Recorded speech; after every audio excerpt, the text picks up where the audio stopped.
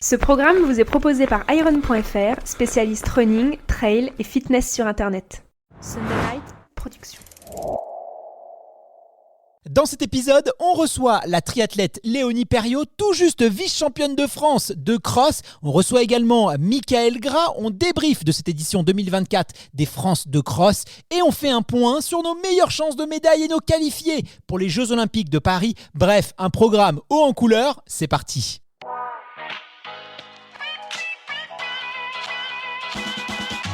Bienvenue sur le podcast Dans la tête d'un coureur, l'émission de toutes celles et ceux qui aiment courir. Trail, route, piste ou encore triathlon, chaque lundi, venez améliorer vos connaissances sur l'entraînement, l'alimentation et la préparation mentale du coureur tout en vous amusant. Bonne écoute! Soyez les bienvenus dans le podcast Dans la tête d'un coureur et aujourd'hui, nous vous proposons avec Iron.fr un épisode exceptionnel enregistré depuis le Tarn à l'occasion des championnats de France de cross-country, l'une des épreuves les plus prestigieuses de l'athlétisme.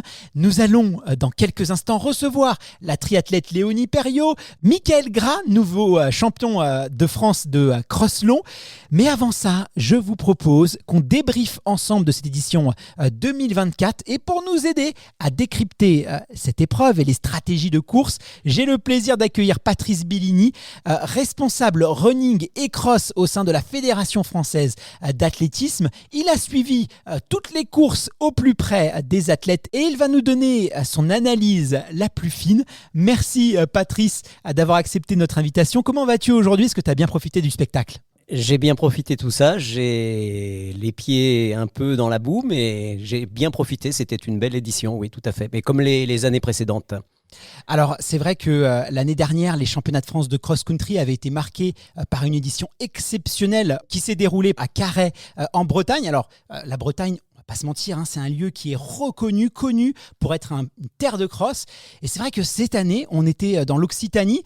C'est pas forcément la région la plus connue pour le cross. Et on se demandait, est-ce qu'on allait avoir un parcours spectaculaire? Est-ce que ça allait être un hippodrome? Est-ce que ça allait être très roulant? On savait pas trop à quelle sauce les coureurs allaient être mangés. Mais une chose est sûre, il y a eu du spectacle. Alors une chose est sûre, il y a eu du spectacle. Bon, on savait qu'on allait avoir un parcours extrêmement difficile. La météo a rendu ces courses encore plus difficiles. C'est vrai qu'on a eu une édition qui va marquer les esprits. Alors, un parcours complètement atypique, puisqu'ici, là où on se trouve, là où ont lieu les championnats de France de cross, on est dans une ancienne mine de charbon. Il y avait d'ailleurs même des anciens engins d'extraction. C'était parfois, on se croirait même dans Mad Max. C'était assez impressionnant avec des plaines, une beauté quand même assez extraordinaire. Qu'est-ce que tu peux nous dire du parcours? Quelles étaient les difficultés particulières? On parlait notamment de cette fameuse montée à 15%, je crois. C'est les rumeurs qui se disaient entre les coureurs. Je ne sais pas si c'est vraiment vrai. Mais comment tu peux nous décrire un peu ce parcours de 2024? Alors effectivement, c'est un parcours assez atypique dans le sens où il y avait un dénivelé qui était très important. Régulièrement dans les crosses, les parcours sont variés, mais il y a rarement une côte aussi longue et aussi forte. Et forcément, ça a rendu la course difficile. Tous les athlètes qui ont reconnu le parcours samedi parlaient de cette côte qui allait être un point de passage très important dans la course. Mais un parcours qui a fait l'unanimité parce que tous les coureurs, vraiment, moi j'ai discuté avec des coureurs amateurs, des coureurs un peu plus professionnels, ils étaient unanimes. Ce parcours, il était exceptionnel. L'année dernière, on avait eu un show de Jimmy Gressier qui s'était bien bataillé pour la première place. Cette année, c'est vrai qu'on pouvait se poser des questions. Est-ce que les élites allaient répondre présent, puisque tu n'es pas sans savoir qu'il y a un petit événement sportif cet été, les Jeux Olympiques de Paris 2024. Et donc on se posait la question finalement, est-ce que les meilleurs vont venir? Et finalement, on avait quasiment tous les meilleurs coureurs fondeurs de France. Il en manquait quelques-uns, mais on était quand même bien servis. Globalement, qu'est-ce que ça change pour eux de venir ou pas? Comment est-ce qu'ils ont arbitré le fait de venir? Est-ce qu'ils l'intègrent? Qu'est-ce que tu peux nous dire un peu de tout ça, toi qui connais bien ces athlètes? Ce qui est sûr, c'est que pour un coureur, un titre de champion de France, une médaille au championnat de France de cross, c'est quelque chose d'extrêmement important dans une carrière. Donc tout athlète a envie au moins une fois d'être champion de France de cross. Il y en a qui l'ont été beaucoup plus, mais ça reste un passage obligé. Être champion de France de cross, c'est une vraie référence pour un coureur. Et comment ça s'intègre? Là, on a vu par exemple, on a vu Mehdi Frère, on a vu Morad Abdouni qui était en lice, il y avait Félix Bourg, Abderrazak Charak. Comment est-ce que ça s'intègre dans une saison marquée par les Jeux Olympiques? Alors, C'est vrai que c'est un passage un petit peu compliqué, mais on sait que la période hivernale est plutôt propice à faire du travail foncier et par l'intermédiaire du cross, ça permet de garder le contact avec la compétition. Ça reste une compétition où tous les athlètes peuvent se confronter, quelle que soit leur spécialité l'été. Et c'est la seule compétition où on retrouve des spécialistes de toutes les disciplines qui se battent en même temps.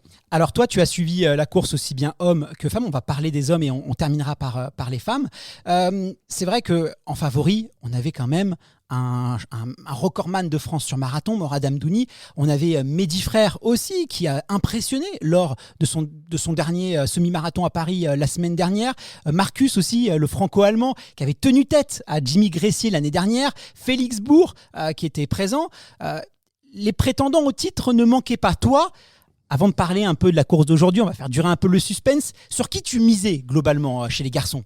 Alors, non, on peut pas miser. On savait qu'il y avait une dizaine d'athlètes, ou peut-être un peu moins, qui pouvaient prétendre à prendre le titre. La nature du parcours pouvait avoir une incidence. Bon, après, on parlait d'un Morad Amdouni, il vient de faire un marathon il n'y a pas très longtemps, donc forcément, il y a une phase de récupération derrière. Donc j'imagine qu'il n'était pas dans une forme optimale pour ces championnats de France de cross. En tout cas, ce n'était pas un objectif préparé. Bon, après, ce qu'on maîtrisait pas, c'est la nature du parcours qui pouvait forcément rebattre les cartes. Mais les meilleurs étaient devant. Les meilleurs étaient devant. Pourtant, on a eu un scénario de course quand même assez imprévisible, puisque la personne qui gagne aujourd'hui, on ne l'attendait pas forcément à ce niveau de performance, ou en tout cas être capable de rivaliser avec les coureurs qui étaient présents. D'ailleurs, il n'était même pas cité en favori dans le communiqué de presse de la Fédération française d'athlétisme, donc on ne va pas réécrire l'histoire. Oui, bon, sauf que ça reste quand même un coureur très performant en cross, qui a déjà réalisé des podiums et dont on sait qu'il a une prédisposition pour le cross qui est assez forte, donc forcément, c'est pas une surprise. Hein. Alors ce coureur, on va le nommer évidemment, c'est Michael Gras. C'est pas un petit nouveau. Hein. Michael Gras, c'est un habitué du circuit fédéral, c'est un habitué des championnats de France de cross-country. C'est un athlète qui a une régularité quand même assez impressionnante, une longévité aussi, hein, parce que voilà. Qu'est-ce que tu peux nous dire un peu de Michael et de sa course d'aujourd'hui ? On va le recevoir tout à l'heure, mais toi qui le connais bien, comment, avec ton œil, ton œil d'observateur de l'athlète, comment toi tu as vu sa course ? Ben moi, j'ai vu sa course comme quelqu'un qui avait envie de la gagner et qui a tout fait pour la gagner, qui a montré qu'il était le patron, qui a imposé le rythme, même s'il y a eu un étranger à un moment qui s'est intercalé, enfin qui même a terminé devant. Mais en tout cas, il a été acteur de sa course et derrière, les autres ont dû subir son rythme qui a été très impressionnant du début jusqu'à la fin. En deuxième, on va retrouver Mehdi Frère. Mehdi Frère, voilà, c'est pas forcément, il le dit lui-même, un spécialiste du cross-country. Il est venu parce qu'il sait qu'il doit travailler son dénivelé, il sait qu'il doit travailler ses courses techniques, notamment en vue des Jeux Olympiques de Paris. On sait que le parcours sera assez atypique lui aussi. Et en troisième position, on retrouve Rudolf Lévis Emmanuel. Il a déjà été champion de France de cross il y a quelques années. C'est un nom très connu dans le milieu de l'athlétisme. Son père était un très bon crossman qui a eu plusieurs médailles, même au championnat du monde par équipe d'ailleurs. Voilà, bon, donc c'est quelqu'un qu'on connaissait. Bon, ça faisait peut-être un petit moment qu'il n'était pas revenu sur ses premiers amours, mais là, il a retrouvé la course qui lui convenait bien. C'est quand même pas un podium c'est un podium qui est plein de surprises, mais c'est ce qu'on aime aussi en athlétisme, c'est ce qu'on aime sur le cross. Tu disais tout à l'heure, en fonction du terrain, en fonction des conditions météo, en fonction aussi de la saison des athlètes, les cartes sont redistribuées. Alors chez les filles, en l'absence de Manon Trapp, alors Manon, c'est un peu chez elle le cross-country, un triple championne de France sur cross long. On sait qu'elle est quasiment intouchable. Là, cette année, elle prépare les Jeux Olympiques, elle cherche les minima, elle sera présente au marathon de Rotterdam pour essayer de décrocher les minima et peut-être même le record de France sur marathon. Donc une course assez ouverte. On annonçait Cécile Jarousseau, il y avait Alexa Lemitre aussi, la locale, Anaïs Kemener. On avait aussi Léonie Perriot qu'on recevra tout à l'heure et qui, elle, est venue un petit peu au pied du lit parce que suite à une annulation de course, là aussi une course très ouverte. Ah oui, une course très ouverte. On savait que, globalement, vu la nature du parcours et vu la forme de Cécile Jarousseau, on savait que ça serait la grande favorite de la course et elle l'assumait pleinement. Comment tu as trouvé cette course, toi ? Qu'est-ce que tu peux nous en dire sur le parcours ? Sur la course féminine ? Une première partie où ça s'est pas regardé, mais entre Cécile et Léonie. Après, Cécile a pris la course à son compte et elle a augmenté son avance régulièrement. Elle a fait une superbe course, elle était vraiment au-dessus du lot. Mais ça venait aussi, elle avait fait un très très très bon championnat d'Europe à Bruxelles en décembre, donc c'est pas une surprise. Cécile Jarousseau, une athlète qui a réalisé un peu plus de 32,50 je crois sur 10 km, qui est vraiment montée en puissance. C'est aussi pareil, un pur produit de l'athlétisme français, oui, avec une belle progression régulière. On sait que ce titre de championne de France, elle y tenait, elle l'a obtenu. Je pense que c'est un titre qui lui tenait extrêmement à cœur. C'est ce que je vous ai dit au début, un titre de championne de France ou de champion de France, c'est quelque chose qui marque une carrière d'un athlète. Donc tout athlète aurait envie d'être champion de France de cross dans sa carrière. Bah écoute, merci beaucoup Patrice d'avoir pris ton temps pour nous parler un petit peu de ces championnats. Ce que je te propose avant de se quitter, c'est qu'on écoute un petit reportage. On est parti à la rencontre de Sylvain Cachard. On n'en a pas parlé, mais c'est un trailer. Les trailers, ils étaient avantagés là sur ce parcours, non ? Oui, forcément, c'est des parcours qui maîtrisent bien. Mais bon, si on fait le tour de tous les vainqueurs de toutes les courses, aussi bien chez les jeunes que chez les plus âgés, globalement, c'est toujours les favoris qui ont gagné, hein. Il y a un peu moins de surprises dans l'athlétisme. Il faut quand même une certaine préparation pour pouvoir prétendre à un titre de champion de France. Ce que je te propose, c'est qu'on écoute Mehdi Frère, Morad Amdouni, Sylvain Cachard. On est parti à l'arrivée recueillir un peu leurs réactions. On les écoute tout de suite et on se retrouve juste après le reportage. À tout de suite.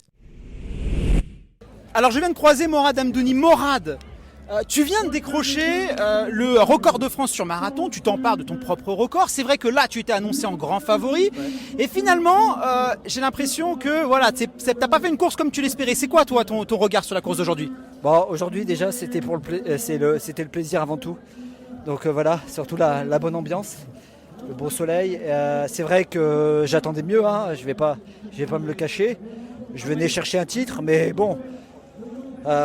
suite à la séance de mercredi, la séance s'est bien passée.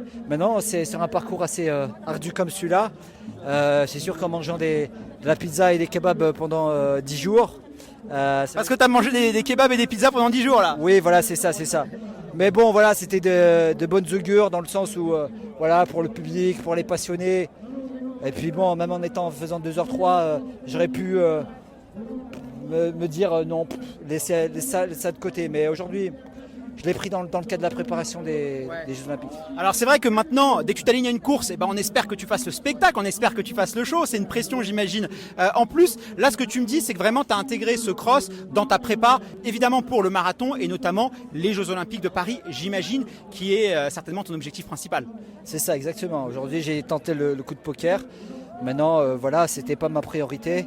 Ma priorité, c'est une étape pour pouvoir me lancer à la saison pour les Jeux Olympiques, en sachant que le parcours il sera très dur. Ouais. Les Jeux Olympiques, en sachant qu'il y a du 15%, ce sera du cross-country, mais sur un marathon. Et puis voilà quoi. Donc, Super, merci beaucoup Morad, bonne récupération et puis rendez-vous sur ta prochaine course. En tout cas, ça me fait plaisir d'être interviewé de votre part et puis j'espère que ce sera pour la prochaine fois aussi. À très vite. Je suis actuellement avec Sylvain Cachard. Alors, les amoureux du trail running connaissent certainement ce nom. C'est vrai qu'ici, dans le monde de l'athlétisme sur cross-country, on n'est pas forcément habitué à te voir. Alors, que vient faire un trailer, un coureur en montagne, ici, dans les Labours ? Ouais, je pense que je suis à la fois un amoureux de la montagne et un amoureux de la course à pied. Et en tant qu'amoureux de la course à pied... je me dois d'aller au France de Cross, c'est l'école de la course à pied. Depuis 2019, j'y avais pas mis les pieds. Là, en 2024, je suis de retour et c'est avec grand plaisir. Alors cette année, sur ce parcours, le niveau était exceptionnel. C'est vrai qu'on est en année olympique, on avait Morad Amdouni, on avait Mehdi Frère, on avait un plateau qui était extrêmement relevé. Et là, tu fais un top 15. Est-ce que tu t'attendais à être aussi compétitif sur un parcours assez court ? On est sur moins de 10 km avec des conditions assez dantesques, hein. Honnêtement, j'avais... aucune idée. Qu'est-ce qui se passe ? Non, moi je partais pour un top 30 et là je suis juste très content. Tant que je me suis donné à fond, en fait je suis content et là un top 15 c'est inespéré pour moi. Est-ce que tu travailles spécifiquement ta vitesse ? On sait que sur les courses en montagne, sur le Golden Trail Series aussi, toi cette qualité de vitesse, on sait que tu viens de l'athlé. Est-ce que tu penses que c'est vraiment un plus par rapport à tes concurrents en course en montagne qui n'ont pas forcément ce background en athlétisme ? Honnêtement, je pense qu'on peut faire vraiment le parallèle avec la natation en triathlon.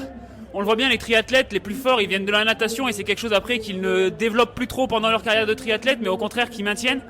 Moi, c'est exactement ça, hein. Là, on me voit maintenant, mais il y a eu la face cachée de la Lune, ou en tout cas le dessous de l'iceberg pendant mes années minimes cadet, où vous pouvez aller voir, hein, je faisais 250e aux France de cross en cadet.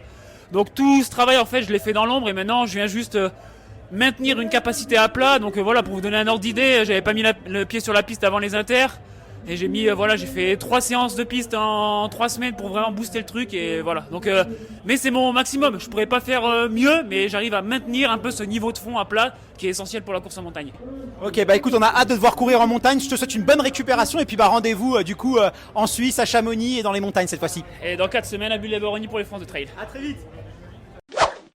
Mehdi, on s'était vu il y a une semaine. Tu m'as dit, Guillaume, le cross, c'est pas ma spécialité. J'y vais, mais c'est vraiment pour travailler les côtes. Et là, je te vois, tu cours comme un lapin. T'as quasiment failli décrocher la première place chez les Français. J'ai l'impression que t'as un petit peu progressé là, non ? Bah, faut dire que le travail qui a été mis en place sur plusieurs années pour arriver prêt en 2024 a fini par payer. Enfin, c'était calculé dans ma carrière pour que ce soit peut-être la plus belle année de ma vie avec l'objectif des Jeux. Donc ça paraît logique que je sois au meilleur état de forme de ma vie, mais c'est jamais une science exacte l'entraînement, donc on sait jamais ce que ça peut donner.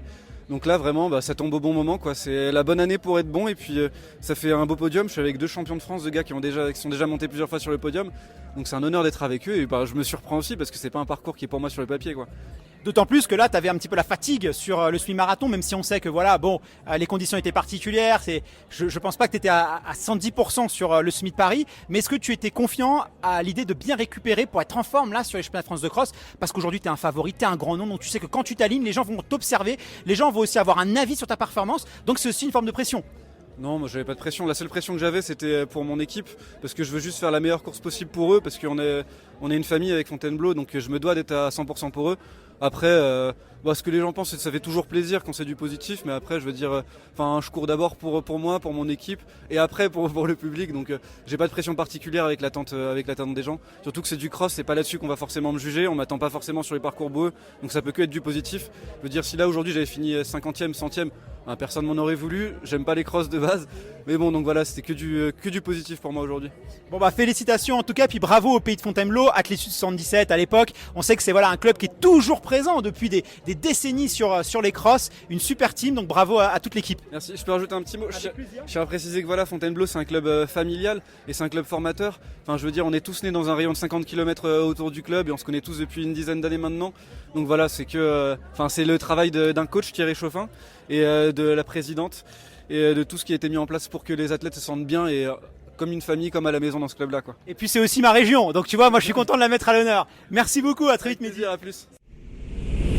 Retour au studio, j'ai le plaisir d'accueillir maintenant une athlète avec un palmarès assez impressionnant puisqu'elle a décroché une 5e place aux derniers Jeux Olympiques de Tokyo, médaillée de bronze par équipe également aux Jeux de Tokyo.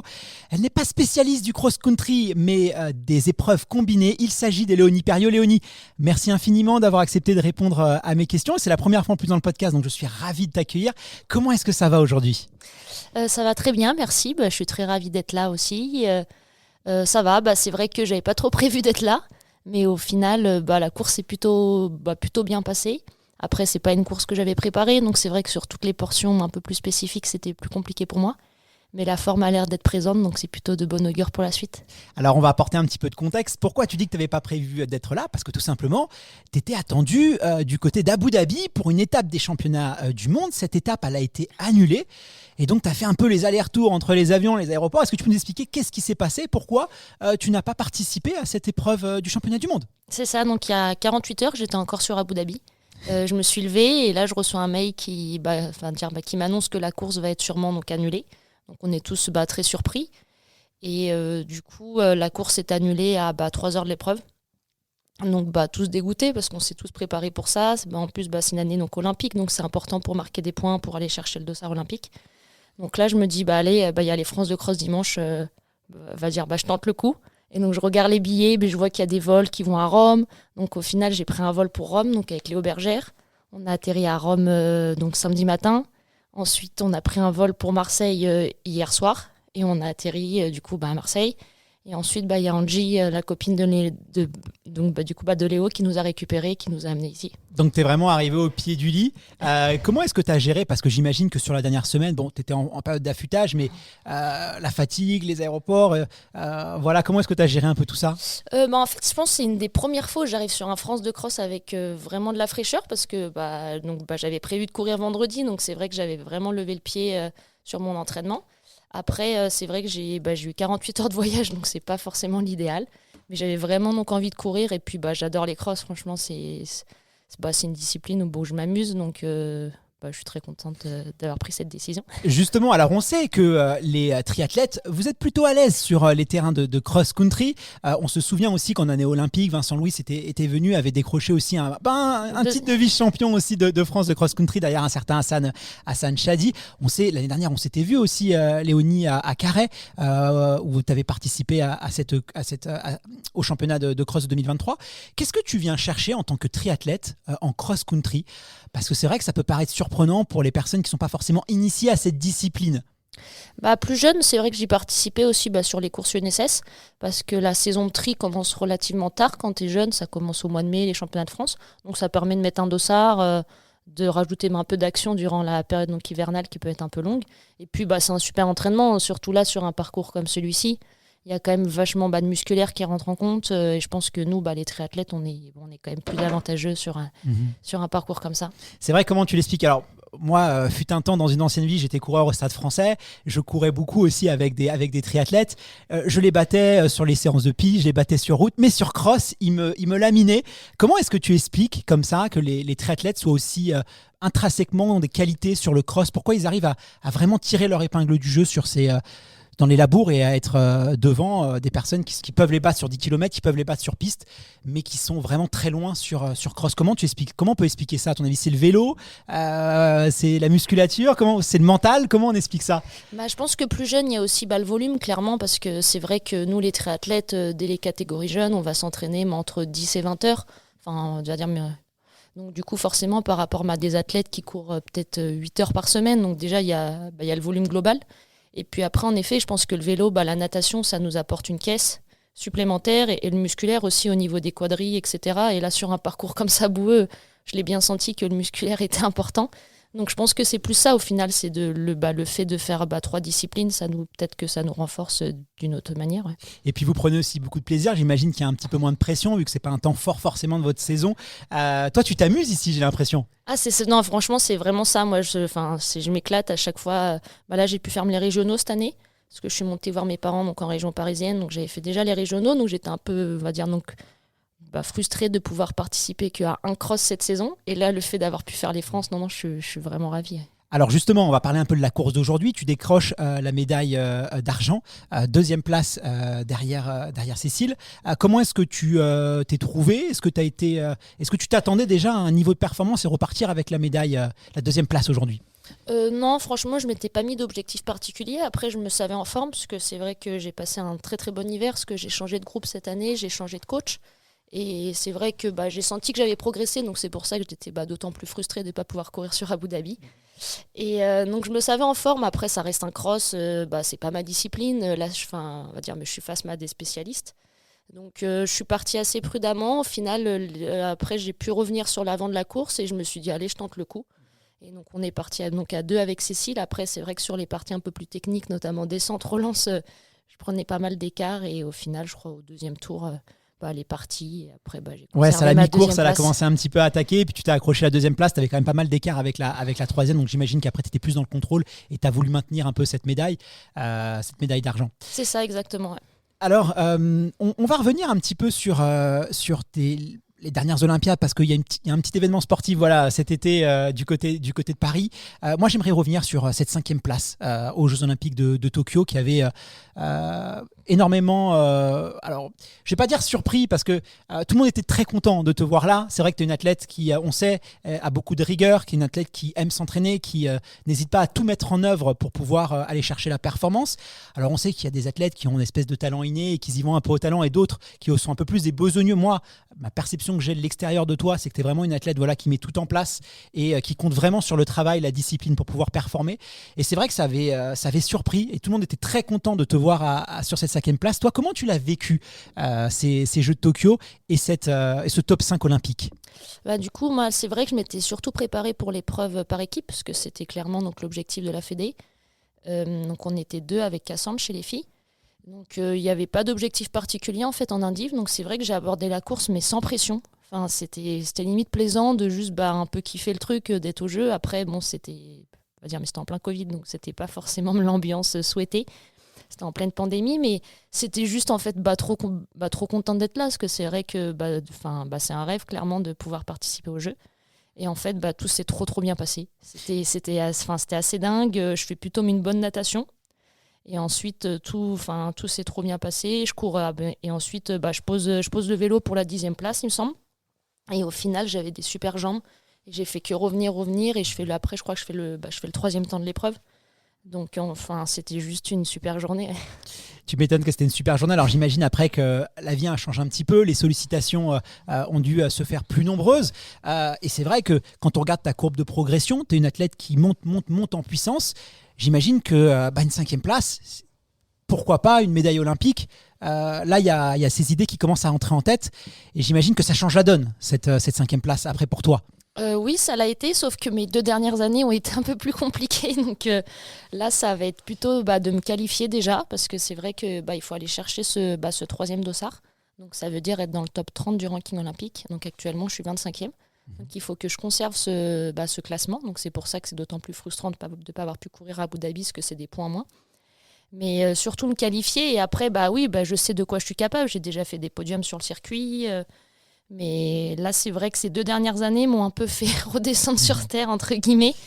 J'ai eu vraiment des hauts comme aussi des très bas. Donc là, j'aimerais surtout réussir à gagner mon régularité, chose que je n'ai pas réussi jusqu'à présent. Justement, c'était un peu le sens de ma question. Après ce pic et cette médaille aux Jeux Olympiques de Tokyo, c'est vrai que tu as connu des moments un peu plus difficiles, notamment sur tes 2 dernières saisons. Est-ce que tu peux nous expliquer ce qui s'est passé sur tes réseaux sociaux? Tu dis que le plaisir n'était plus là. En fait, en 2022, alors que j'ai fait une super saison en 2021, donc je fais 2e de la grande finale devant la championne olympique. Donc depuis les Jeux, tout s'était trop bien passé. Ensuite, j'enchaîne 2022, pareil, je refais un podium sur le circuit WTCS en finissant 2e, toujours devant la championne olympique. Donc là, je me suis dit, ça y est, je suis lancée, c'est cool. Et en fait, ensuite, j'ai eu le Covid. Donc ça a été plutôt 6 mois de galère avec vraiment des mauvaises sensations. T'étais fiévreuse, t'as eu un Covid avec vraiment des symptômes Non, pas du marqués? tout en fait. C'est ça qui est d'autant plus étrange, c'est que j'ai eu un Covid sans symptômes, donc asymptomatique. Sauf qu'ensuite, par derrière, j'ai continué à m'entraîner normalement, parce que du coup, j'avais pas de symptômes. Sauf qu'ensuite, l'entraînement devenait de plus en plus compliqué, mais je chargeais beaucoup musculairement. Et ça a duré quasiment 6 mois, et c'est revenu en fin de saison, où je fais 5e sur la grande finale à Abu Dhabi. Donc là, je me suis dit, ça y est, enfin, c'est reparti. Mais bon, il a fallu en gros, j'ai perfé du mois de mai, j'ai fait une course, et après, j'ai plus rien fait jusqu'au mois de novembre. Donc, c'est pas forcément évident. Et psychologiquement, t'étais comment? Parce que c'est vrai que j'imagine qu'émotionnellement, quand on passe d'une médaille olympique par équipe sur les Jeux de Tokyo, une 5e place, à des moments un peu plus difficiles, comment est-ce qu'on se raccroche à ça? Surtout quand on fait des épreuves combinées. Il faut savoir, tu l'as dit tout à l'heure, c'est des fois plus de 20 heures d'entraînement par semaine. Ça laisse peu de marge en fait pour s'écouter, prendre temps de soi. Et puis là, on n'a pas. C'est comme nous les coureurs, on s'arrête, on doit revenir sur une épreuve. Toi, tu dois revenir sur 3 épreuves. Donc, c'est vrai que la pression, elle doit être énorme pour les triathlètes. Mentalement, comment tu te sentais? Parce qu'il y a le corps, mais il y a aussi l'esprit.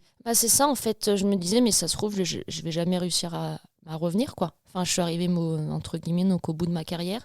Donc j'en parlais à mes proches et ils me disaient t'as déjà fait en soi une très belle carrière. C'est vrai que j'ai fait 5 au jeu, etc. Mais j'avais 28 ans, je voulais pas m'arrêter là. La question de s'arrêter, est-ce qu'elle s'est posée? Entre guillemets, non, parce que du coup, je me suis quand même laissé le temps. J'allais pas m'arrêter au bout de 6 mois de galère, entre guillemets. Mais c'est vrai que si ça avait perduré durant peut-être 1 an ou 2, là, oui, peut-être que je me serais posé la question. Mais c'est juste que c'était dur parce que c'était une première fois où vraiment je sentais que je pouvais pas contrôler en fait ce que je faisais. Là, pour le coup, c'était mon corps qui me parlait ou je sais pas, peut-être un Covid long, on n'a jamais vraiment su les réponses. Mais du coup, il fallait juste prendre son mal en patience et Bon, voilà, ça a duré 6 mois, c'est revenu. Et puis après, rebelote, l'année 2023 était compliquée. Et à quoi tu t'es raccroché? Qu'est-ce que tu t'es dit? J'imagine que tu as dû t'interroger sur tes motivations, sur pourquoi tu fais les choses, sur le plaisir aussi que tu en tires. Comment tu as trouvé la solution? Vraiment grâce à mon entourage au final. C'est vrai que j'ai de la chance d'être très très bien entourée. Donc c'est plutôt eux. Et puis même je pense que dans le fond, je sentais que j'étais pas arrivée au bout du projet, quoi. Il y avait encore des belles choses à aller chercher. Et notamment, j'avais quand même Paris en tête en étant parisienne. En gros, j'aurais que 30 ans cette année. Donc je suis quand même relativement jeune. Donc je voulais pas m'arrêter aussitôt. Ouais. Est-ce que tu aimes t'entraîner? Est-ce que tu aimes courir, nager, faire du vélo? Est-ce que foncièrement, tu prends du plaisir à t'entraîner, ou c'est vraiment le goût de la compétition qui t'anime? Je préfère la compète, mais après, c'est vrai que j'ai la chance d'avoir un super groupe, on a une super émulation. Et puis, clairement, de vivre de ma passion, quoi. Là, je me lève chaque matin, j'adore ce que je fais, je suis payée pour ça.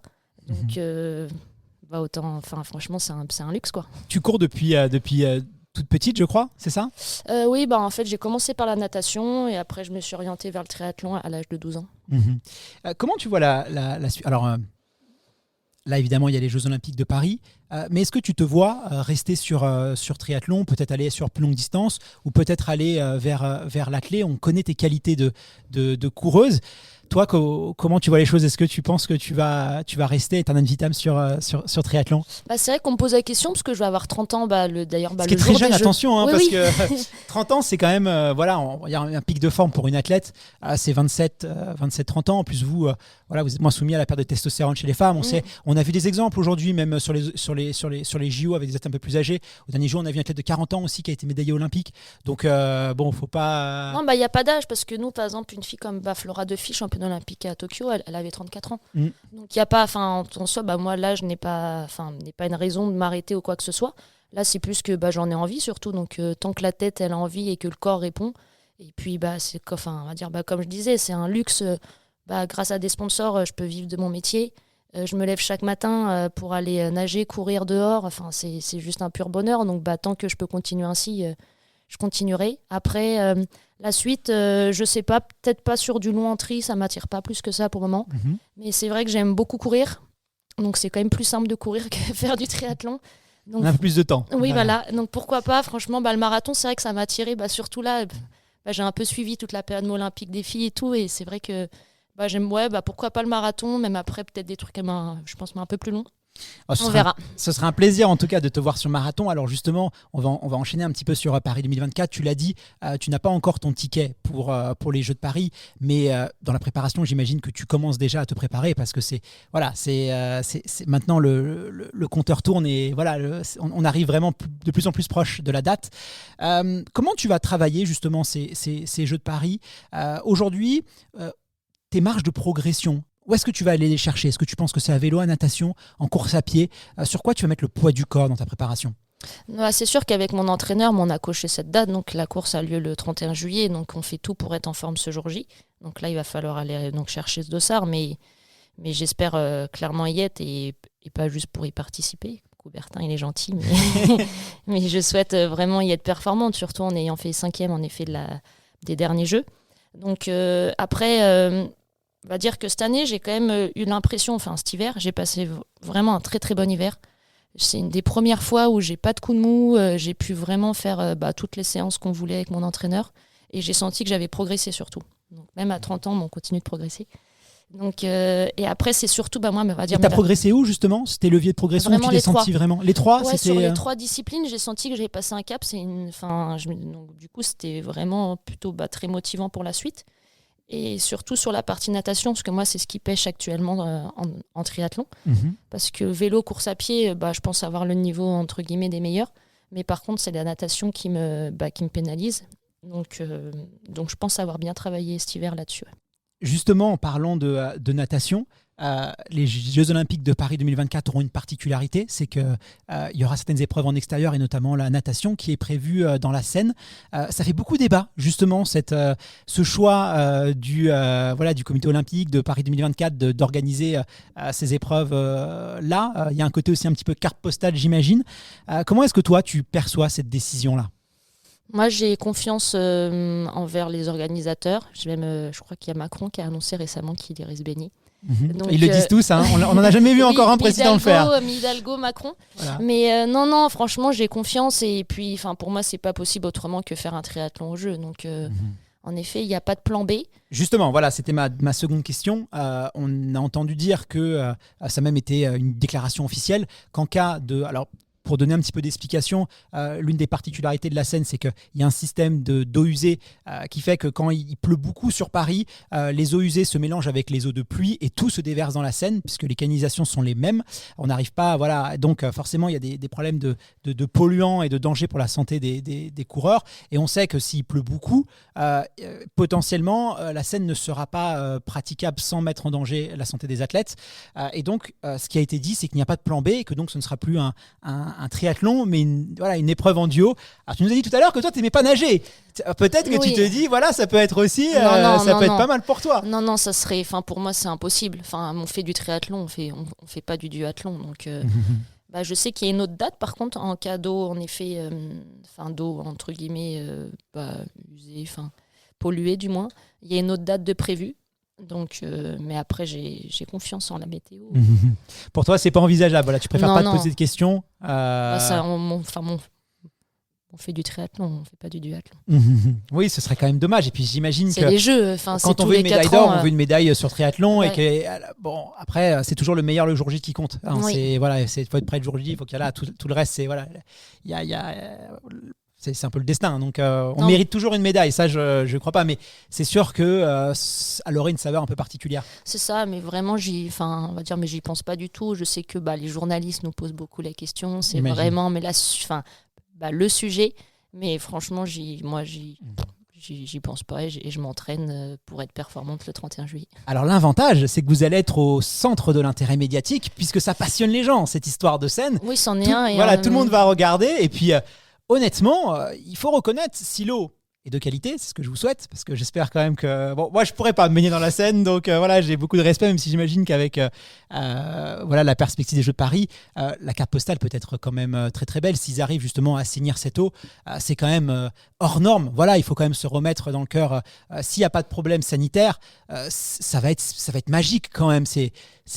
Moi je pense que ça va être visuellement, ça va être incroyable, ce sera complètement atypique et quelque part j'imagine que dans 100 ans on en parlera peut-être encore de ces jeux-là, donc ça il faut le garder en tête. Totalement, déjà on l'a un peu vécu sur le test event qui a eu lieu là au mois d'août, donc on a fait le parcours des jeux, donc on a nagé dans la Seine, on est encore en vie, personne n'est tombé malade, on s'est pas transformé, franchement, mais l'eau était très bonne, on a connu bien pire et le parcours est juste dingue, déjà Paris m'est fermé pour nous. Et puis là déjà il y avait quand même un certain public, alors que nous on est plutôt habitués à pas avoir trop de public en triathlon, ça reste une petite discipline encore. Et puis courir en plein cœur de Paris, c'était juste incroyable. Qu'est-ce qu'on peut souhaiter pour la suite, Léonie, qualifier au jeu, me qualifier au jeu et de réussir à gagner mon régularité en triathlon, pouvoir faire vraiment une saison pleine. Ouais. Merci beaucoup Léonie d'avoir accepté de répondre à mes questions. Écoute, je crois que tu as un petit peu de route pour rejoindre chez toi. Merci beaucoup parce que je sais que tu t'es un petit peu organisé pour pouvoir répondre aux questions. Vraiment, on apprécie beaucoup et je suis sûr que nos auditeurs ont été ravis de prendre un peu de tes nouvelles. Je te souhaite pour le meilleur pour la suite. Bon retour à Saint-Raphaël, je crois. C'est ça. Et puis je te dis à très vite. Merci beaucoup à vous, un grand plaisir. Je vous propose maintenant d'accueillir notre nouveau champion de France Cross Elite 2024. Il s'agit de Mickaël Gras. Salut Mickaël, merci infiniment d'avoir accepté de répondre à mes questions. Qu'est-ce que ça fait d'être champion de France de cross, l'un des titres les plus prestigieux sur le championnat français? Je suis super heureux. Franchement, c'est une consécration parce que c'est quelque chose que je cherche depuis des années. Je suis au rendez-vous tous les ans depuis que j'ai commencé l'athlétisme quasiment, il y a plus de 15 ans. Enfin, j'ai vu que ça fait 16 éditions de championnat de France que je fais, comptant aussi dans les catégories jeunes. et ça doit en faire aussi pas mal du coup en senior. J'ai été médaillé 3 fois, 2 fois en bronze et 1 fois en argent. Donc il me manquait celle-là en or et aujourd'hui je savais que c'était pour moi hein, quand j'ai vu le parcours, le tracé, la boule, les côtes. Si j'ai douté, mais enfin chaque année je dis que c'est pour moi, mais là cette année j'y pensais vraiment, surtout vu ce que j'ai fait sur les crosses qu'il y avait précédemment au Kenya où je me suis amusé, mais en même temps j'ai battu mes 10 frères à la Coupe d'Europe des clubs à Loufera où je fais 6e. Je savais que j'étais en jambes et que ça allait sûrement passer. Et donc bon voilà c'était mon année et puis j'ai validé. J'aimerais forcément le refaire, mais là c'est quelque chose d'acquis et puis maintenant je peux me projeter sur d'autres objectifs. Alors, il faut le savoir, hein, pour peut-être les auditeurs et les auditrices qui ne te connaissent pas encore, toi, c'est une carrière aujourd'hui, tu as une longévité qui est quand même assez impressionnante. Tu es aussi un coureur qui manque pas de qualité, qui est extrêmement polyvalent. Et justement, on va en parler au fil de l'émission. Mais avant ça, quand même, ce soir, j'imagine que tu vas le fêter, ce titre de champion de France. Ça va ressembler à quoi un peu c'est ça? Qu'est-ce que ça mange le soir quand on a gagné un titre de champion de France? Est-ce qu'on se fait plaisir un petit peu? Est-ce que tu sais à quoi va ressembler ta soirée de champion de France? Oui, je pense qu'on va ouvrir le champagne ce soir. Après, moi, j'habite dans une maison où il y a beaucoup d'athlètes parce que je loge chez mon entraîneur. C'est un peu le camping, mais c'est comme ça déjà. Ça devait être provisoire et c'est comme ça depuis plusieurs années. Vous allez ouvrir une petite boîte de foie gras un petit peu avec du champagne? Comment ça va? Non, là, je suis à Clermont-Ferrand. Je suis originaire de Bordeaux, mais je suis à Clermont-Ferrand depuis mon internat de médecine que j'ai terminé il y a 1 an. Je suis médecin du coup. Et donc provisoirement je devais loger un peu chez mon entraîneur Jean-François Pontier. Bon, j'y suis toujours et il y a d'autres athlètes actuellement, donc je pense qu'on va faire une mini fête ce soir, mais après ça sera pas non plus l'orgie parce que je reprends le travail demain. Je suis médecin en anatomie pathologique. Bon, il n'y a pas beaucoup de monde qui connaît cette spécialité, mais c'est dans le domaine médical. Et donc voilà, la semaine prochaine, ça enchaîne direct. Ah, c'est sérieux, un athlète, hein, c'est sérieux. Bon, voilà, un petit peu de champagne pour ce soir. Parce que oui, ça se termine pas là, la saison 1, parce que maintenant, j'ai ma place pour les championnats du monde de cross. C'est dans 3 semaines, ça va arriver vite. Et faut pas se disperser. Voilà, exactement. Et puis l'objectif majeur là, c'est d'aller au championnat d'Europe d'athlétisme. Ça s'arrête pas du tout au championnat de France de cross. Donc il y a le semi-marathon de Berlin qui m'attend le 7 avril et là il faut que je fasse un gros résultat. Alors Mickaël, moi je vais pas m'excuser, mais quand même je dois le dire, on ne t'attendait pas. Alors toi tu n'as pas douté, mais c'est vrai que la start list elle était assez garnie. On a un Morad Abdouni qui vient de décrocher un record de France sur marathon. On a un Mehdi Frère qu'on sait très en forme, qui a impressionné aussi sur une 2e place sur le semi-marathon de Paris. Félix Bourg, pareil, lui qui vise des qualifications pour les Jeux Olympiques de Paris, il est très en forme. On avait un Marcus, le franco-allemand, qui avait tenu tête à Jimmy Gressier. Et on le voyait aujourd'hui briller. Et c'est vrai que toi, tu es un régulier, tu es un habitué des podiums, tu es un habitué des championnats de France de cross. Mais voilà, moi je vais être très honnête. D'ailleurs, tu n'étais même pas dans nos favoris, tu n'étais pas dans le favori communiqué de presse de la Fédération française d'athlétisme. Et tu as éteint tout le monde aujourd'hui. Voilà, tu as montré que tu étais présent et qu'il fallait compter sur toi. C'est vrai que c'est assez surprenant, mais finalement, quand on connaît ton parcours, ça ne l'est pas parce que c'est une régularité qui t'a conduit jusqu'à aujourd'hui. Oui, mais je pense que je suis condamné à rester un outsider toute ma carrière, mais moi je sais ce que je vaux et beaucoup d'autres personnes le savent aussi, et mon entraîneur en premier. Et donc, moi je suis un spécialiste du cross, hein, donc je savais que je pouvais faire quelque chose. Je savais que je pouvais faire quelque chose et d'autres personnes le savaient aussi et beaucoup m'ont boosté pour aujourd'hui. Et d'ailleurs, je me suis pas posé de questions quand j'ai rattrapé le groupe de tête parce que j'étais parti un peu en retrait. J'ai quelques difficultés à partir vite à cause de mes ischios, mais quand j'ai rattrapé le groupe de tête, j'ai accéléré, j'ai attaqué tout de suite et une fois que j'ai fait le trou, je savais que ça reviendrait pas parce que sur un parcours comme ça peut pas revenir facilement dans la boue. Alors tout à l'heure, on était avec Léonie Perriot qui nous disait voilà. J'ai 27 ans, on a l'impression qu'elle nous disait voilà, c'est vrai qu'il y a cette pression un peu de l'âge et de la jeunesse. Aujourd'hui, toi, tu as quel âge ? J'ai 32 ans. 32 ans, et champion de France de cross. C'est vrai que nous, des fois, les coureurs, on peut un peu complexer, placer la trentaine, mais tu nous montres qu'aujourd'hui, après tant de temps, on peut être compétitif, on peut aller attaquer des Midi-Frères, on peut aller attaquer des petits jeunes, on peut aller taper des Mercus et montrer que même passé 30 ans, on a encore plein de choses à dire et que finalement, c'est très psychologique. C'est une barrière presque. Oui, j'ai l'impression aussi que l'âge de performance se décale de plus en plus. Avant, c'est clair que passer la trentaine, ça devenait compliqué. Maintenant, on peut aller facilement jusqu'à 36, 37, voire 40 ans pour certains sur marathon. Kipchoge en était un bel exemple. Oui, donc je me dis, j'ai encore de... Ou le Belge aussi. Bachir Rabdi. Bachir Rabdi, Il y a Tadej Abraham qui l'a montré aussi ce matin, qu'on pouvait être très performant à 41 ans sur marathon. Ça, il faut le dire. Il gagne le marathon de Barcelone, donc nous, ça nous fait rêver. On se dit, on a encore de belles années devant nous. Qu'est-ce qui fait qu'aujourd'hui on arrive à être aussi performant passé la trentaine? Est-ce que c'est parce qu'on s'entraîne mieux? Toi qui es aussi médecin, quel regard tu portes? Je sais que tu es un passionné aussi d'entraînement. Est-ce qu'aujourd'hui on gère mieux la charge, on gère mieux la récupération, on gère mieux le sommeil, on gère mieux l'alimentation? C'est pas ça qui fait aussi qu'on arrive à être performant plus longtemps? Oui, je pense qu'on arrive déjà à mieux gérer l'entraînement dans les catégories jeunes, à pas trop en faire et garder de l'énergie pour les années futures. Les bases sont mieux posées à mon avis.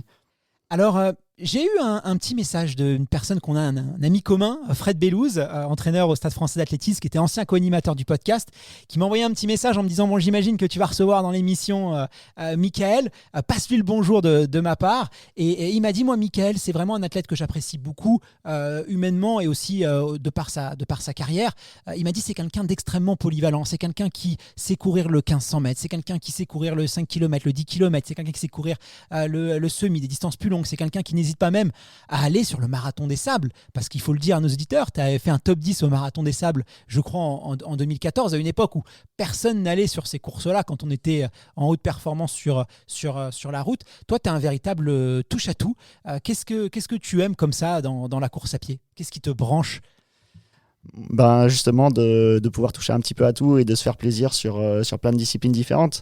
C'est un peu notre premier coach qui nous a lancé dans cet état d'esprit-là, de voir un peu où est notre motivation, où sont nos envies, de ne pas se focaliser tout de suite sur une discipline qu'on va devoir pratiquer des années et des années. Donc nous, on a testé la montagne, on a testé l'ultra-trail avec le marathon des sables, les crosses, la route, la piste. On a d'ailleurs fait plus de plaisir, un petit peu trop des fois, mais est-ce qu'on a pris du plaisir d'ailleurs à faire un peu tout ça? C'est-à-dire... Mais s'il n'y a pas tu vois, c'est dur de te présenter. Tu es un spécialiste de quoi aujourd'hui? Comment je dois te présenter? Est-ce que c'est un spécialiste du cross, un spécialiste de la route, un spécialiste des courses en montagne? Parce que tu as eu aussi une carrière dans l'équipe de France de course en montagne. Comment, si tu devais retenir, alors tu sais qu'on aime bien mettre des étiquettes, c'est un peu français, mais voilà, si tu devais quand même retenir, là en plus avec le titre de champion de France, une course de cœur, ce serait laquelle? Il y a 2 ans déjà, je t'aurais dit je suis un crossman. Maintenant, j'ai plutôt envie de dire que je suis un marathonien parce que c'est là qu'on sont mes plus gros objectifs. Bon, là, ça va pas passer pour les Jeux cette année, mais là, je me tourne vers 2028. Et toi, tu penses que 2028, donc les Jeux de Los Angeles, c'est là vraiment que j'ai envie de progresser sur marathon, de gagner des secondes, des minutes. C'est ce qui me plaît. La préparation marathon, j'adore ça. Donc moi, j'ai envie de dire que je suis marathonien. Ça, j'adore. Tu vois, il n'y a pas de complexe. Tu me parles des Jeux Olympiques de Los Angeles. Voilà, tu y crois. Tu sais que tu mets tout en œuvre pour y arriver. Et finalement, tu n'as pas de croyance limitante. Tu te fais confiance, en fait. C'est de la confiance en soi. Oui, que tu nous démontres. Il faut garder du rêve, des ambitions, des objectifs pour trouver la motivation d'avancer et de battre ses records et de s'améliorer constamment. Alors, il y a une particularité, c'est aussi que tu as un frère jumeau. Alors, moi, je fais de l'athlétisme, je suis dans une famille aussi d'athlètes. Mon papa était athlète, mon frère était athlète. Et c'est vrai que, d'ailleurs, Damien est juste derrière toi. Et moi, j'ai couru avec mon frère. J'adore ça, je suis très proche de mon frère. Mais c'est vrai que des fois, on aime bien un petit peu se tirer la bourre. Je sais que vous étiez un petit peu aussi sur des compétitions. Comment est-ce que vous travaillez ensemble? Comment est-ce que des fois, vous arrivez à gérer un petit peu tout ça? Parce que moi, ça m'intéresse, ces histoires de fratrie. J'embrasse mon frère d'ailleurs, qui nous écoute sûrement. Il y a beaucoup d'entraide et forcément un peu de compétition entre nous. Même à l'entraînement, des fois, on a tendance peut-être à en faire un peu trop si on s'entraîne ensemble. Chacun veut prouver à l'autre qu'il est le meilleur. pour moi, ça a été, par exemple, aux demi-finales, j'ai pas résisté à jouer la victoire au sprint avec mon frère, alors qu'on avait largement d'avance sur le troisième. Mais c'est comme ça, en fait, on est obligé de se départager, on peut pas faire autrement. Alors, là, tu nous as dit que vraiment la priorité, ça va être le marathon sur lequel tu vas essayer vraiment d'aller à fond. Quels sont, selon toi, les leviers sur lesquels tu peux encore progresser ? Qu'est-ce qui te manque aujourd'hui pour ne pas faire partie justement des top meilleurs en France ? Aujourd'hui, les marathoniens français, on est parmi les meilleurs d'Europe en termes de densité. Donc, c'est sûr que les places sont chères. Qu'est-ce qui te manque aujourd'hui ? Où est-ce que tu penses que tu peux encore progresser ? Je pense qu'il faut que j'augmente mon volume d'entraînement et pour ça, il faudrait que je travaille un petit peu moins à côté. Parce que c'est compliqué, pas de trouver le temps de s'entraîner, mais de trouver le temps de bien récupérer. Donc je pense que mon prochain marathon, je vais faire en sorte de pouvoir le préparer d'une façon plus optimale que ce que j'ai fait jusque-là, pouvoir augmenter le volume, pouvoir augmenter le kilométrage hebdomadaire. Et ça passe par travailler moins, voire prendre une disponibilité même pour pouvoir partir en stage et faire une prépa marathon qui soit conséquente, c'est-à-dire qui dure bien 3-4 mois comme c'est ce qui est habituel de préconiser, parce que mes dernières préparations marathon, elles étaient souvent trop courtes et avec un volume hebdomadaire qui était souvent trop faible. Justement, à combien tu étais en volume hebdomadaire et à combien tu espères monter ? Si les conditions te le permettent. Pour le marathon de Valence, la prépa, elle a duré que 2 mois. Et ma moyenne hebdomadaire devait être à 130 km avec un pic à 150 en stage d'entraînement au Kenya. Donc par rapport aux Medifrères, Nicolas Navarro qui font 200 voire 250 km par semaine, c'est un peu léger. Et je l'ai ressenti sur la course quand eux arrivent à faire la différence à partir au 32-33e kilomètre. Moi, c'est là que ça commence à être un petit peu difficile. J'arrive à garder la vitesse, mais eux arrivent à relancer, donc c'est compliqué. Et est-ce que tu penses que tu vas, parce que on n'est pas tous égaux, avoir des gros volumes, passer les 200 km, même passer globalement les 160-170 km, il faut vraiment se rendre compte que jusqu'à 130, 140, même 150 km, 5 km, ça n'a pas la même saveur. C'est très compliqué d'aller au-dessus de 150 km par semaine parce qu'il faut quasiment tout le temps faire du bi-quotidien, voire parfois maintenant on s'entraîne certaines personnes 3 fois par semaine. Il faut aussi bien récupérer, il faut être capable d'assimiler aussi toute cette charge d'entraînement. Et il y a des athlètes qui se cassent les dents quand même sur ça, à vouloir aller dans le volume à tout prix. Toi, tu penses qu'aujourd'hui, tu es capable d'assimiler cette distance-là et tu penses que vraiment, le volume, ça va être la clé de ta réussite. Il n'y a pas d'autres leviers, peut-être la vitesse, peut-être d'autres choses aussi à aller travailler parce qu'on sait que voilà, ça peut être aussi une stratégie. Non, je pense que vraiment le volume c'est essentiel dans une préparation marathon et je pense avoir les bases pour pouvoir le faire parce que moi je m'entraîne un peu comme un triathlète et en termes de volume de volume horaire d'entraînement par semaine, je suis autant que mes 10 frères, Nicolas, à 20-25 heures d'entraînement par semaine parce que moi je m'entraîne un peu comme un triathlète, hein. Je cours que 130 bornes par semaine, mais à côté de ça je fais entre 7 et 10 heures de vélo et je nage 2-3 fois par semaine. Donc, Et pourquoi justement ? Parce que c'est vrai que ça... parce que la récupération est plus facile sur ce genre de sport porté. Alors, Et là, tu voudrais un peu remplacer ce vélo et cette natation par de la course à pied ou tu voudrais conserver quand même pas remplacer complètement, mais diminuer la part des sports portés pour augmenter celui de la course à pied. Et ça passe par diminuer mon temps de travail à l'hôpital pour pouvoir mieux assimiler les séances et pouvoir récupérer plus facilement. Merci beaucoup, Mickaël, d'avoir accepté de répondre à mes questions. Je te en félicite encore une nouvelle fois pour ce titre de champion de France. Profites-en parce que voilà, elle est très méritée. Et puis, celles et ceux qui te suivent depuis maintenant plus de 15 ans, savent que tu es un athlète très régulier, très discipliné, qui aime vraiment s'entraîner, qui prend beaucoup de plaisir. Et puis, cette longévité, forcément, à force le respect. Et te voir aujourd'hui décrocher ce titre de champion de France sur un parcours aussi exigeant avec cette densité, c'est absolument incroyable. Donc, vraiment, c'est un titre. Il y a des titres tous les titres se méritent, mais vraiment certains sont un peu plus ont une saveur un peu plus particulière pour nous les observateurs. Clairement. Et vraiment on est ravis pour toi en tout cas. C'est gentil, c'est super gentil et merci à toutes les personnes qui m'ont encouragé aujourd'hui sur le parcours. C'était exceptionnel tous les encouragements que j'ai reçus. Franchement, merci à eux. Je pense qu'ils m'ont porté jusqu'à l'arrivée. Je suis vraiment trop content. Merci encore Mickaël pour ta dispo. Je te dis à très vite et peut-être rendez-vous sur les Jeux Olympiques de Los Angeles.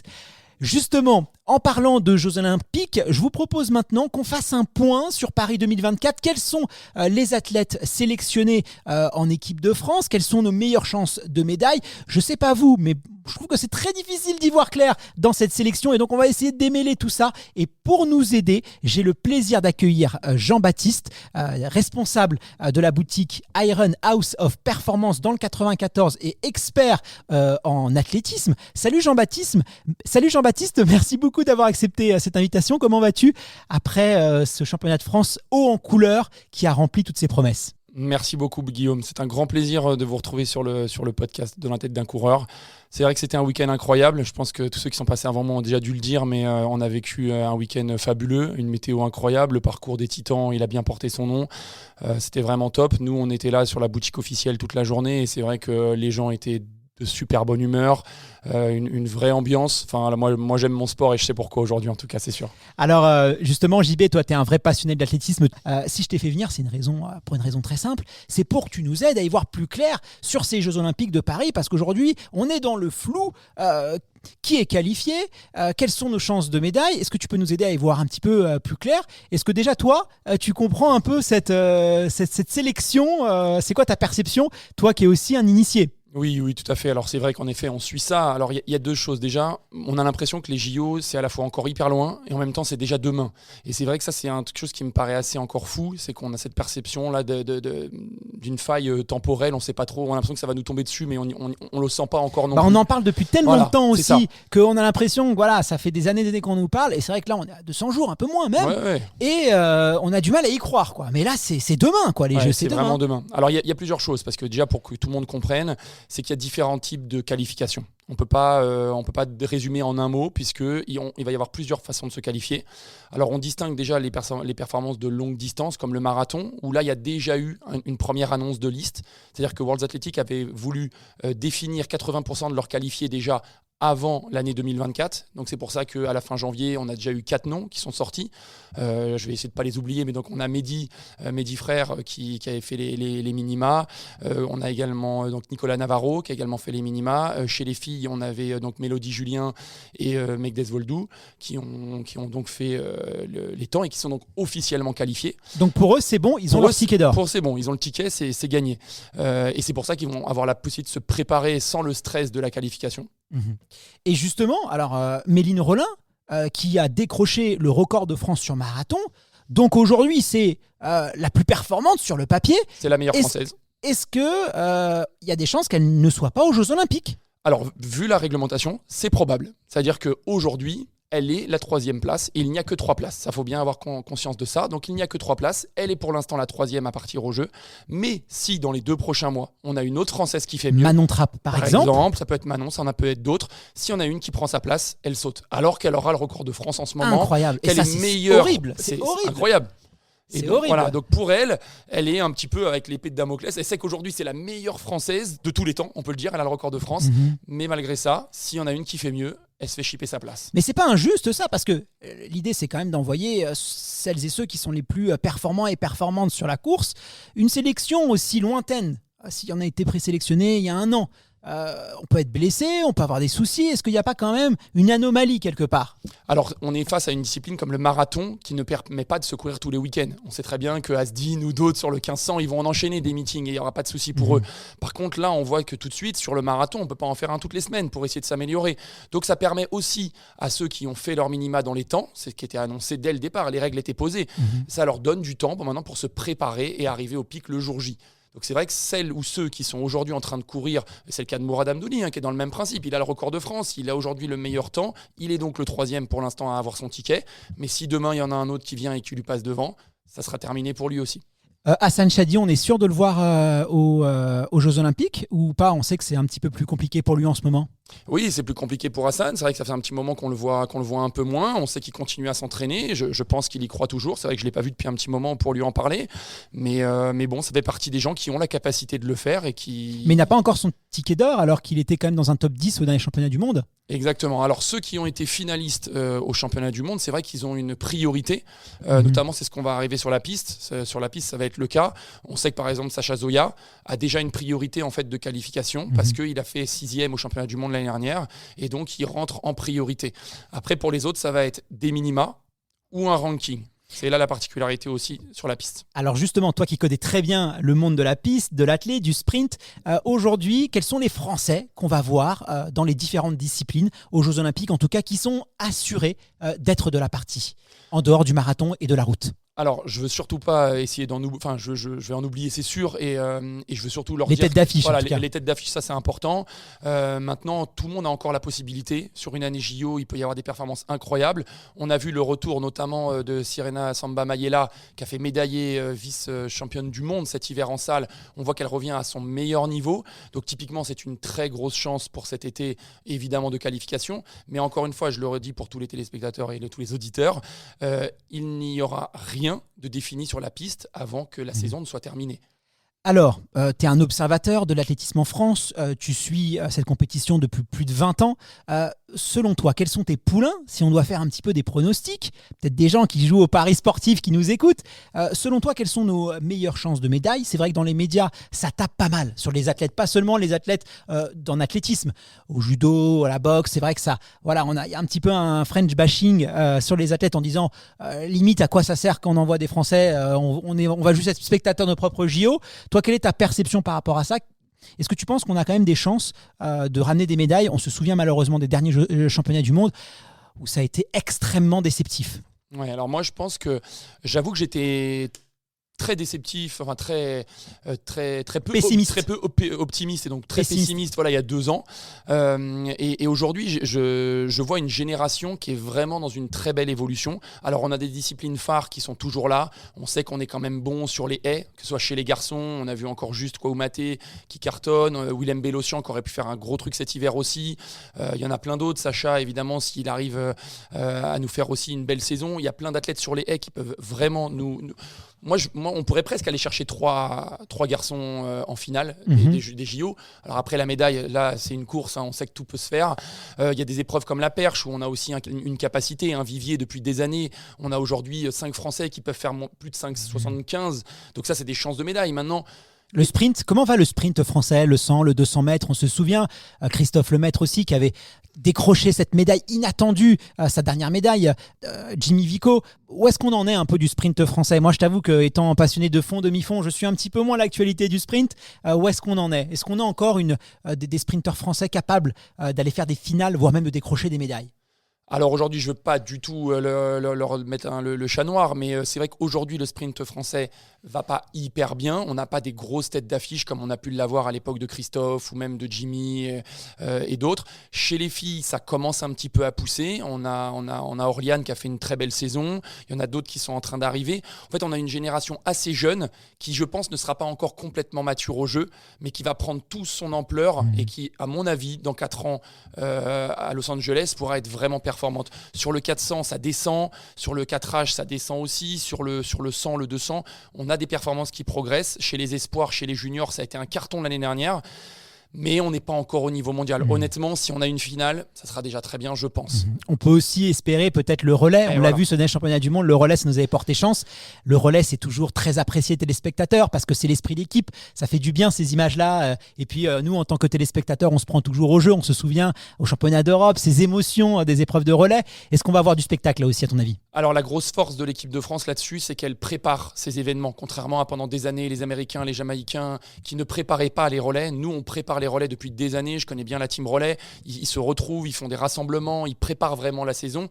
Et ça se ressent en fait sur la piste, déjà par rapport à l'engouement, par rapport à la volonté, la cohésion, par rapport à la fluidité des passages. On a toujours été bien meilleurs. Même quand on avait 4 athlètes qui rentraient même pas en finale des mondes, on arrivait à obtenir une médaille dans le relais. Alors qu'on a des pays qui avaient 3 ou 4 qualifiés en finale et qui eux n'arrivaient même pas à monter sur le podium. Ça prouve aussi qu'il y a tout un travail de fait. Les Français bossent. Moi, je voudrais saluer et féliciter toutes les têtes de l'équipe de France. Une énorme majorité de l'équipe de France bosse hyper bien et est vraiment très, très investie pour faire le maximum. Maintenant, on sait aussi, et beaucoup de personnalités l'ont dit, on n'a pas un contexte français qui fait que le sport permet un vrai développement. Qu'est-ce qui manque justement selon toi? Alors, on a tous un petit avis sur la question, ça n'engage que toi, que nous. Qu'est-ce qui manque toi, selon toi, pour avoir ce petit truc en plus qui peut nous permettre, parce que les talents, on les a. Je veux dire, tu le dis, les Exactement. niveaux de performance. On voit aujourd'hui sur marathon en Europe, on a une densité de marathoniens qui est incroyable. Tu l'as dit sur les haies, c'est aussi exceptionnel. On a eu aussi des sprinteurs parmi les meilleurs d'Europe. Qu'est-ce qui nous manque aujourd'hui pour retrouver un peu ce goût de la médaille ? Moi, je pense que ce qui nous manque, c'est à la fois de faire confiance à nos sportifs et de leur donner les moyens. En fait, aujourd'hui, on voit il y a énormément d'athlètes qui sont en galère, qui passent leur temps à essayer de trouver à droite, à gauche des aides, des choses comme ça. On voit que dans d'autres pays, il y a des vrais fonds qui sont mis pour ça. On laisse le temps aux athlètes de se préparer pleinement. Manon Trapp, je crois, dans votre podcast il n'y a pas longtemps, le disait. Elle commence à peine à s'en sortir avec son sport. C'est l'une des meilleures marathoniennes en France. Et c'est vrai que ça avait surpris beaucoup nos auditeurs qui nous ont écrit en nous disant « Mais je ne comprends pas comment une triple championne de France de cross, l'une des meilleures sur marathon, elle va certainement décrocher peut-être, on sait ce qu'on lui souhaite, le record de France, même si Méline sera dure à battre. Et on se dit, mais comment aujourd'hui, c'est ses parents, elle nous l'a dit, c'est grâce à ses parents qu'elle arrive à vivre. C'est quand même... Manon, elle est hyper jeune, on se connaît bien, parce qu'on se connaît depuis des années, Manon, même quand elle était plus petite. On voit qu'elle a un parcours qui est quasi idéal, tout fonctionne bien pour elle. Et malgré ça, en fait, on voit que c'est hyper compliqué. Aujourd'hui, une fille comme ça, qui est si jeune et qui a un potentiel aussi fort... Ceinture noire de judo, qui a une carrière exceptionnelle. On devrait lui mettre en fait un chemin beaucoup plus simple, alors que là, elle a encore des obstacles à franchir. Elle fait pas du steeple, mais pourtant, elle a quand même des barrières à franchir dans sa préparation. Et c'est vrai que ça, c'est compliqué. Je pense qu'il y a ça. Et puis après, il y a une culture générale, même de l'école. Enfin, moi, j'ai été enseignant et je me souviens très bien, les parents, les élèves, dès qu'il y a sport, oh non, il y a sport. Mais à un moment donné, le sport, ça doit être tellement joyeux, tellement une école de vie. Malheureusement, à l'école, je crois que c'est pas assez fait et ça nous manque un peu. Merci beaucoup Jean-Baptiste d'être intervenu sur le podcast. Ça a été un plaisir de te recevoir. On peut te retrouver bien sûr dans le 94. Quelle rue d'ailleurs, si tu veux faire un petit peu? Allez, c'est le moment. Voilà, c'est 32 avenue du Général Leclerc à Maison-Alfort.